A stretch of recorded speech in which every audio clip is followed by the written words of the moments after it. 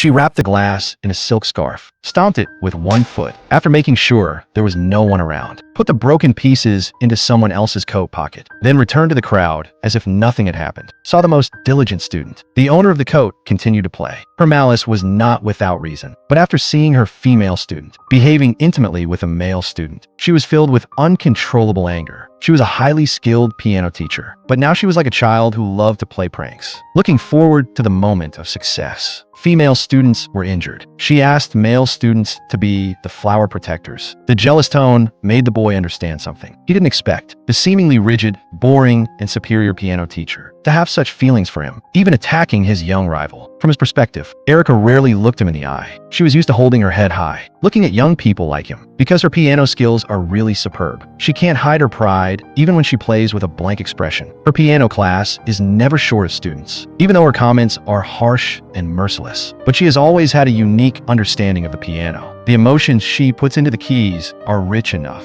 The coherent fingering is full of charm. So the male student who first heard her play was also overwhelmed by this charm. The young man did not hide his enthusiasm.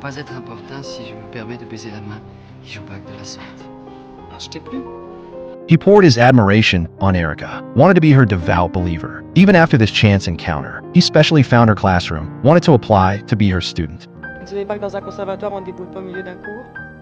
Mais sur l'examen d'entrée, je voudrais faire partie de votre masterclass. Attends, veuillez nous excuser, nous avons du travail. Au revoir. Continuez.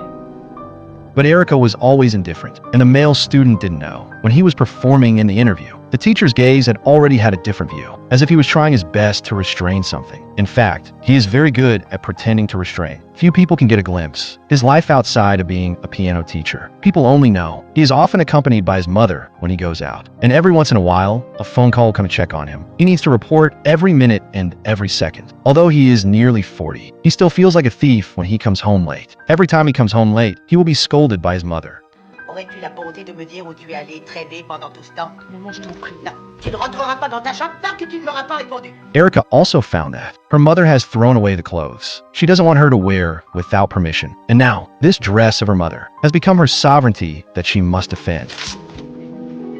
She and her mother started to fight, but Erika's rage will not last long, because her mother will always reveal some vulnerability to awaken her daughter's guilt. J'ai un vrai trou ici. Là aussi.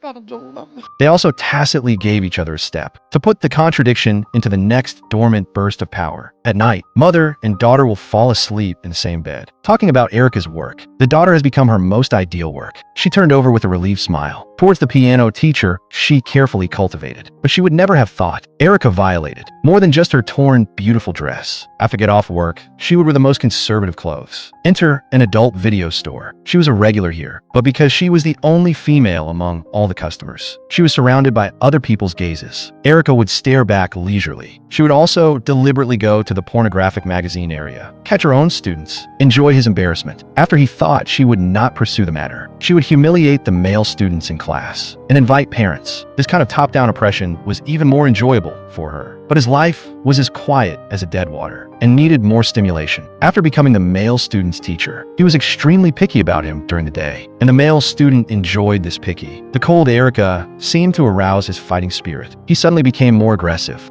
Retirez votre attention, Erika. Donnez-moi une chance. Je sais que je ne vous suis pas aussi indifférent que vous voulez le laisser paraître. Depuis ce récital, chez les Blonsky, mais vous êtes vissé dans ma tête comme un écrou sur un boulot.